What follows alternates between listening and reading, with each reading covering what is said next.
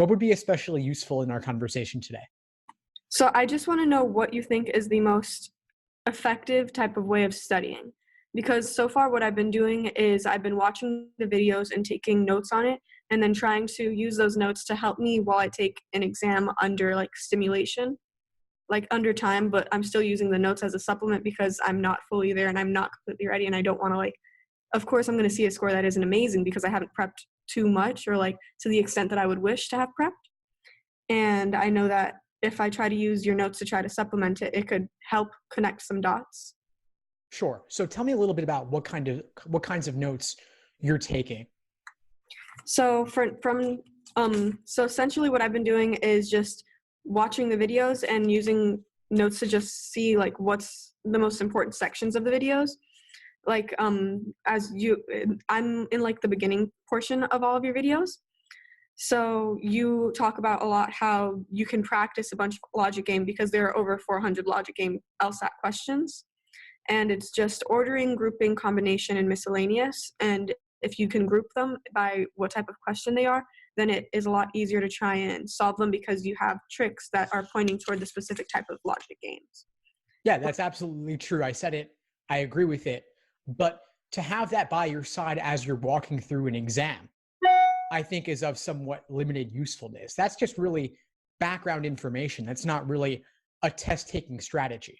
So, for example, in my logical reasoning videos, I'll talk about pacing strategies and how you might aim to complete the first 10 questions in 10 to 12 minutes, building up a time bank to apply to tougher questions later in the section.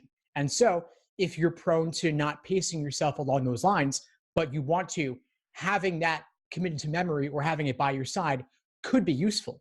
But the LSAT, it's not really a test of memorization. All of that foundational material is something to just familiarize yourself with it, but I wouldn't suggest you try to memorize it in terms of flashcards. It's to really just more absorb.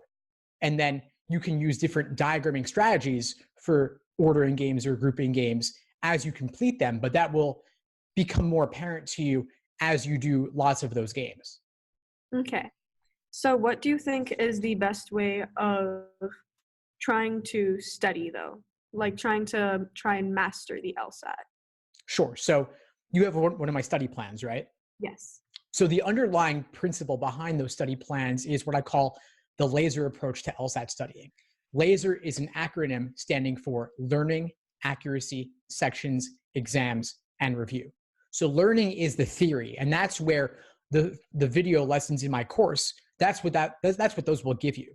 They'll give you the basics, they'll give you the overview of the different sections of the exam and the various question types.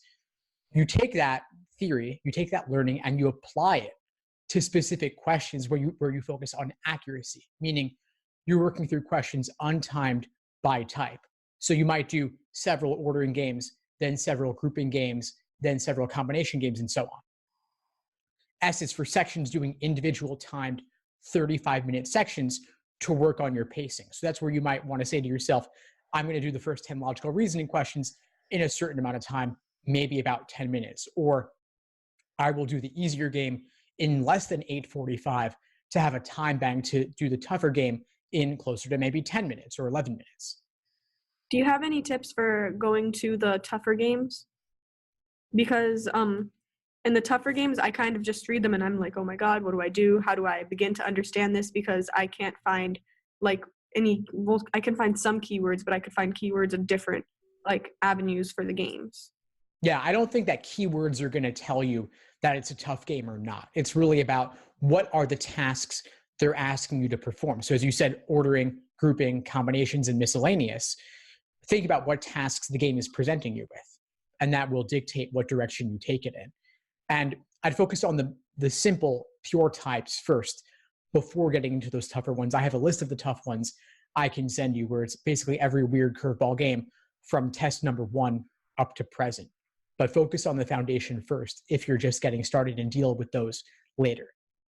So how do you think that you should space yourself when it comes to the different exam usage? Like, should I begin at exam number 1 or should I begin like somewhere in between so that I don't like run out of material, but also I'm not using exam material that is not particularly useful? Of course, yeah. So the exam has evolved over time.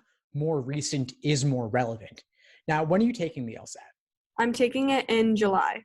Oh, so you've got time. Awesome. So if you've got time, you could theoretically work through every exam ever released. I don't think that you need to, though. You might start with the exams in the 50s, build your foundation there. Then once you've done that, get into some of the older stuff because you'll have time for it. And then finally conclude with the newer stuff. So start with the 50s, then do everything in the 20s, 30s, and 40s, then come back and do individual sections in the 60s, then do full-length exams in the 70s and 80s. And just to circle back to that laser approach to studying, after you've done those individual sections, then you want to work on full-length 5-section timed exams. But that is only after you've done the first 3 steps, learning, accuracy, and individual sections. Okay. And then finally, the last step is R for review, which is too often neglected, but is incredibly important so that you can avoid making the same mistakes again. So how do you stay motivated during this entire very long process?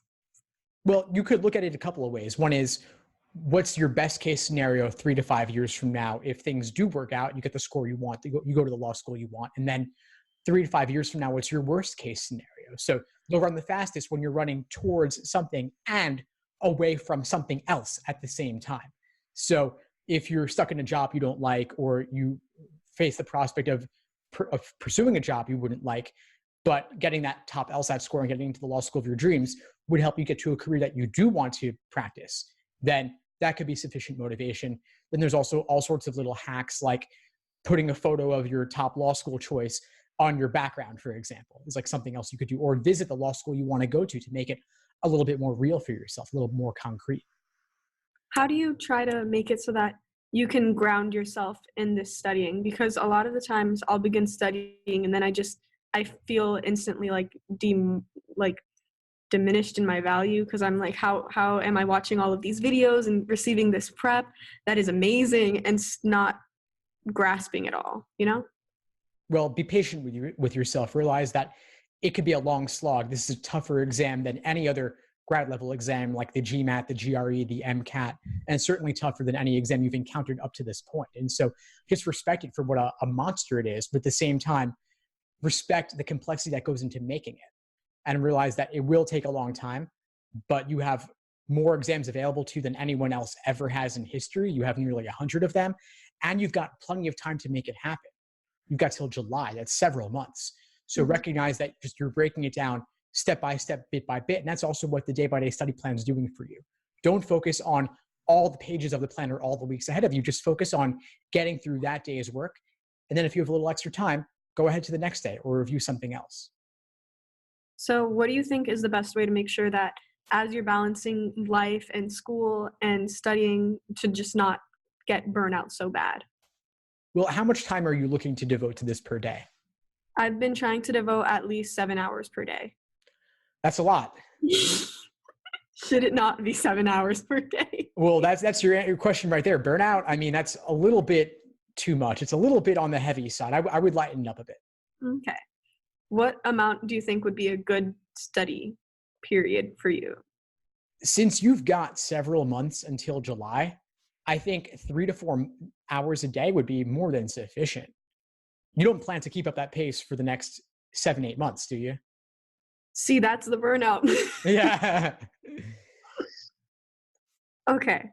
Oh no, the light. I'm so sorry. No, it's fine.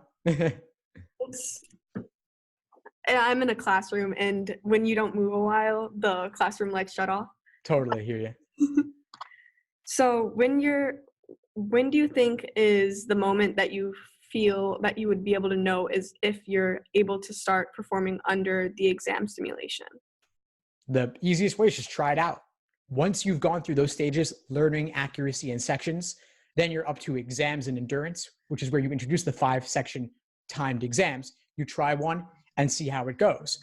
Most likely it won't go the way you want it to, but recognize that it's just the first of several exams you will do like that. I want you to do at least 10 full-length timed exams before test day.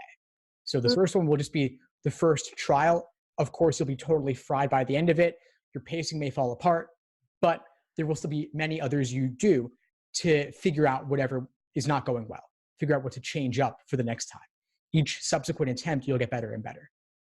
What do you think is the best way to find out what your learning style is? Because as I'm doing this, I know that like talking out my issues and like talking out things is how I learn the best. So how could I apply that to LSAT prep? Well, find a study buddy, find a tutor, find a study group of some kind, and then you'll have the space to talk that out. And if there's no one around you where you live, look online. But yeah, you can definitely find people who will talk about this with you. That's one of the wonders of the internet, is that although people may be isolated in their individual social circles where they're studying, there are many communities. I have a Facebook group for the Lsat Unplugged community where you can go and post questions, find study partners to meet over Skype or Zoom or phone or what have you. And that's a great way to learn it better, because you learn a lot by explaining it to someone else, and you can also benefit from what others have to teach you. I really appreciate so much that you're able to do this and that you're even able to offer this. It's unbelievable. And I just want you to know that I'm completely grateful for it, and I'm trying my best to make sure that I use as much of it as possible. It means a lot to me. I really appreciate it. Of course. I mean, with all of the amazing things that people have said about you, it would be stupid of me to not, you know?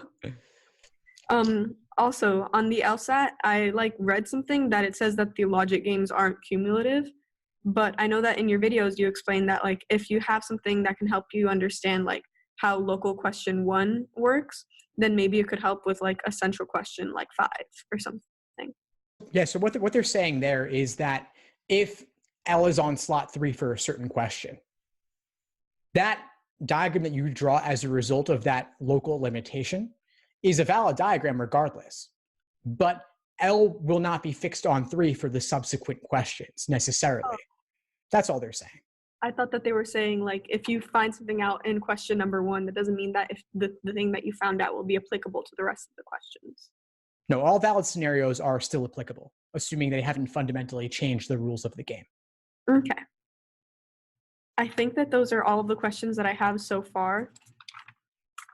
I'm still trying to completely understand this beast, as you put it.